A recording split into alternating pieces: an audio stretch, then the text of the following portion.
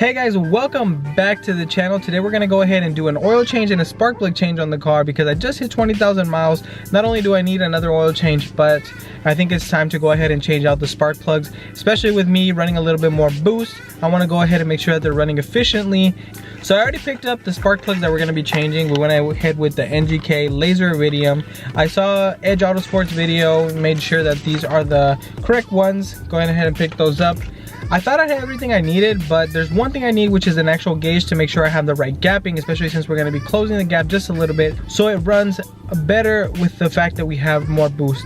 So to go ahead and get that gauge, I'm gonna run over to AutoZone real quick, get that, and come back to the shop, let my car cool down so we can do the oil change and then get started on those spark plugs.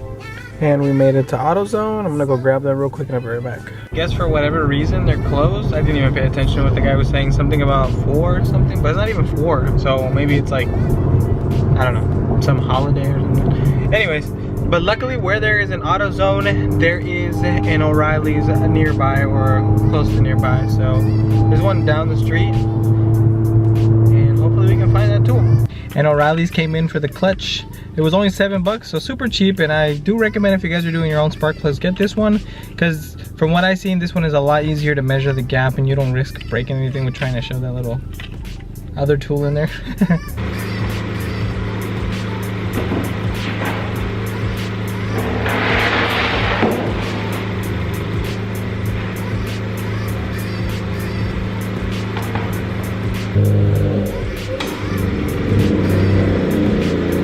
And we're back at the shop. SI is pulled in. Now comes one of the least exciting parts of this whole process, which is just letting the car cool down. I'm gonna go ahead and get everything ready so I know that when the time comes and the car is cooled off, we can just go ahead and get started right away.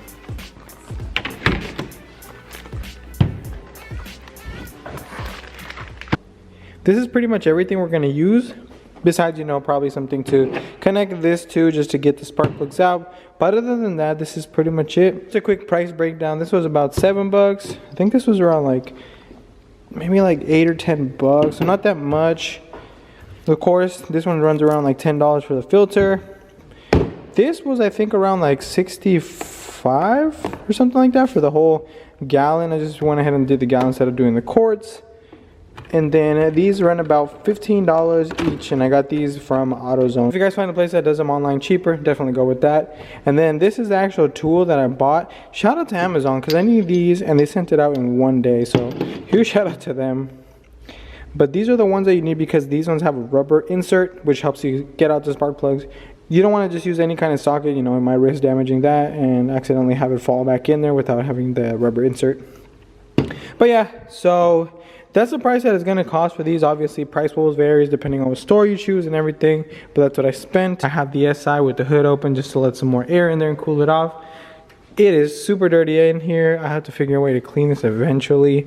And I'm also thinking about getting rid of this because if you guys can see, it is kind of falling apart. Nothing's damaged or anything, but it's just the heat shield to protect it from actually, you know, going out and melting this.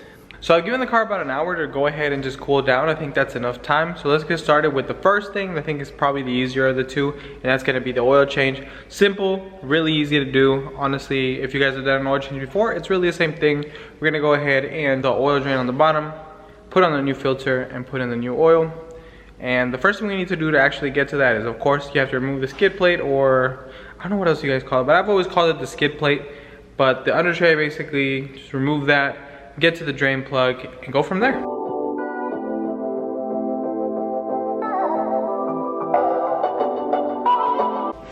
And as always, we get the fun part of actually removing the drain plug. It says 17mm socket, in case you guys are wondering. Okay.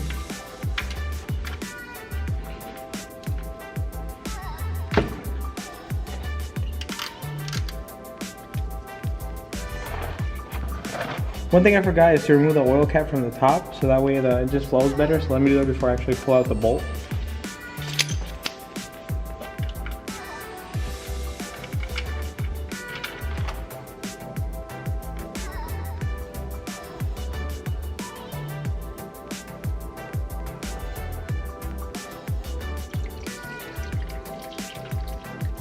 I ended up putting it in the right spot. Nice.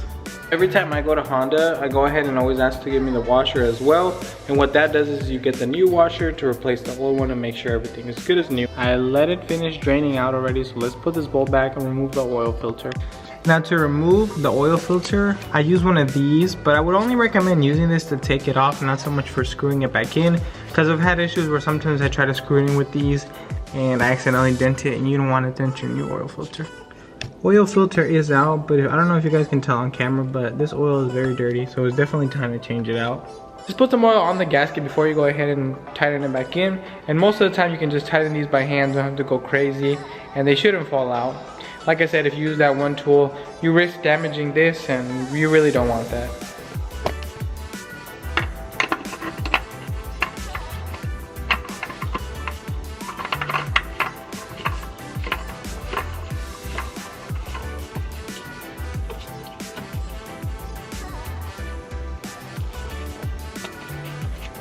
It should be good, pretty tight.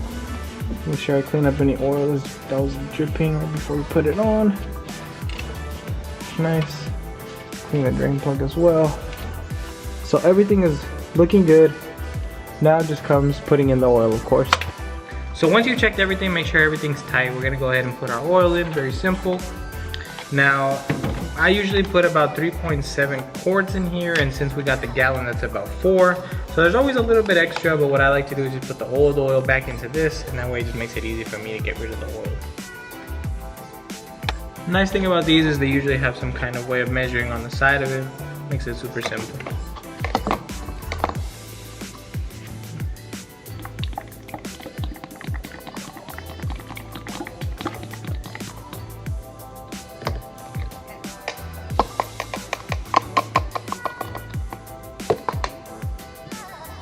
And of course, always make sure to replace your oil cap.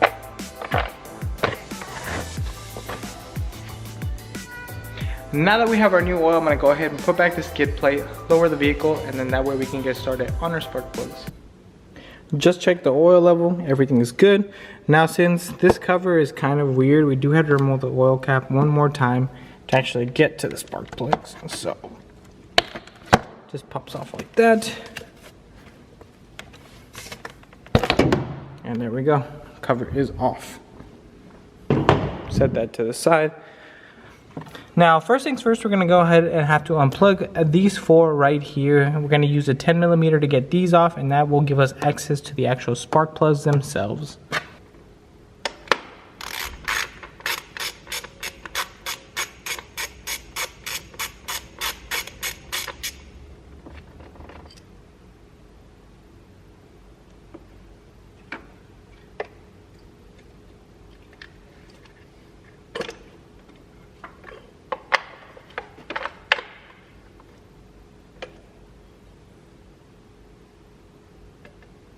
Always remember the order that you took them out of. If you want to, you can do one by one to make it easier, but you obviously don't want to put them in the wrong place.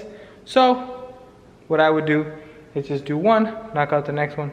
Simple as that. So I was here for a good minute and I'm like, am I doing something wrong? Were they too tightened from when they came from factory? Like, it felt super tight, and I obviously is just not so much I don't want to put more strength into it, or I don't have strength. It's just, if you break one of these, that's the last thing you want to do. But I finally got it off. Just kind of gave it just a little bit more force. Luckily they came off. Okay. So let's see. See what we can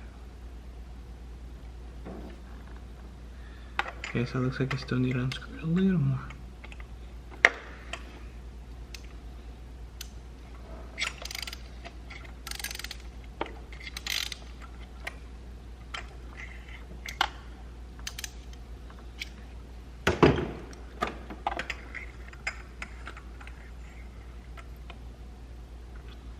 And there it is. We got our first one out. And I'm kind of curious to see just how much of a difference in gapping it is now that they're a little bit used.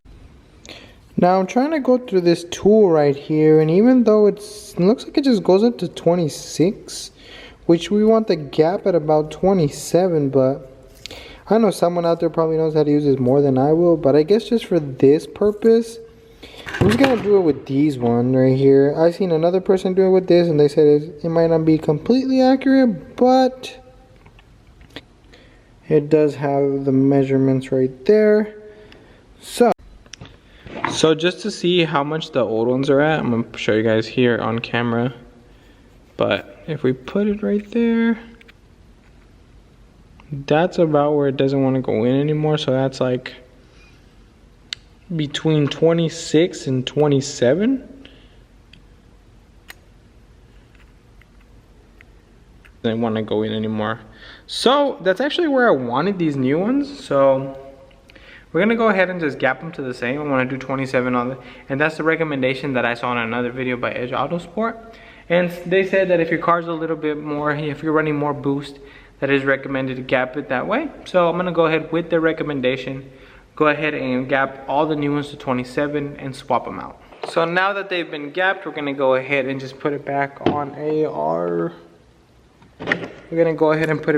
tool right here. Make sure that it fits perfectly in there. That way we don't risk dropping it in there. Luckily these are very, very, very helpful. That way you don't have to risk putting it in there by yourself. And if you drop it and break it, no one end up there. So, bam, snug. It ain't going nowhere. Let's put this back in and tighten it up. I'm gonna hand tighten it first.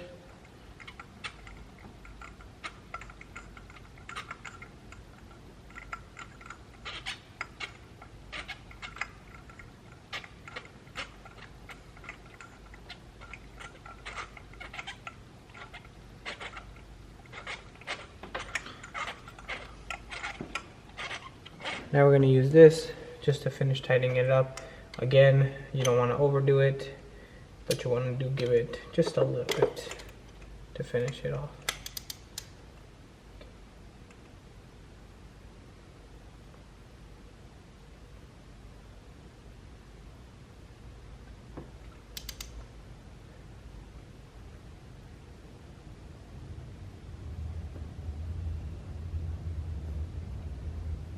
Okay, I think that should be enough.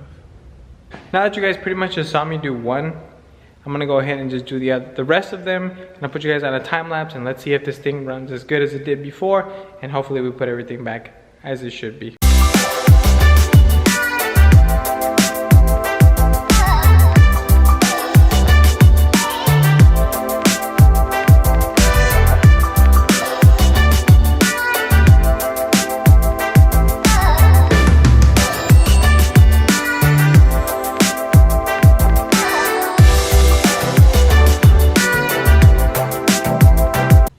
All the spark plugs have been replaced, and to show you guys what the old ones look like, as you guys can see, they were pretty old, not crazy amount, but definitely it feels good to know that you have some new ones in there.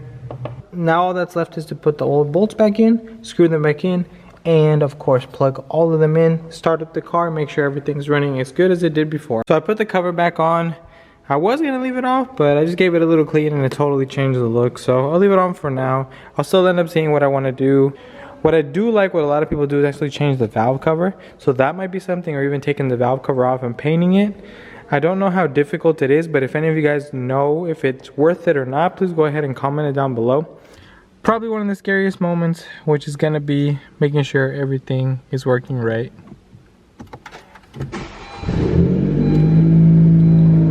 Let it run for a little bit. Make sure it's not making any weird noises. Got our knock low. Everything's good to go. Okay, we'll go second gear.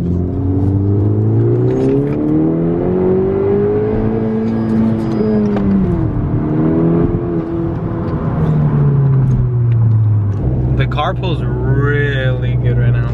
Maybe it's just a placebo effect, but it seems a lot smoother right now. On another note, I'm starving, and the only thing that really sounds decent right now, or sounds pretty good, is Panda. Haven't had it in a minute, so let's go to Panda. So I got my food, but just to end off the video, I want to let you guys know that I did go ahead and order a front pipe and down pipe for the car. So I'm super excited about that. The only part that sucks about it is I do have to wait 4 to 6 weeks for the lead time. And I'm just like, damn, oh well. But it is what it is. I'll go ahead and just wait for that part to come in. In the meantime, that doesn't mean I won't be making content. I'll just be doing smaller mods until that comes in. Once I do have the front pipe and down pipe, that will definitely wake up the car when it comes to pulls, and also just make it sound a whole lot better in my opinion. But we shall see when that comes in. But let me know what you guys would be interested in. Whatever it is, just go ahead and comment it down below, because I love your suggestions. I appreciate all the comments. And just to end off on this note, again, shout out to the winner of the lights. Definitely hope he enjoys them. And I'll keep you guys updated with everything that goes on with the SI. Until the next one, guys. Peace.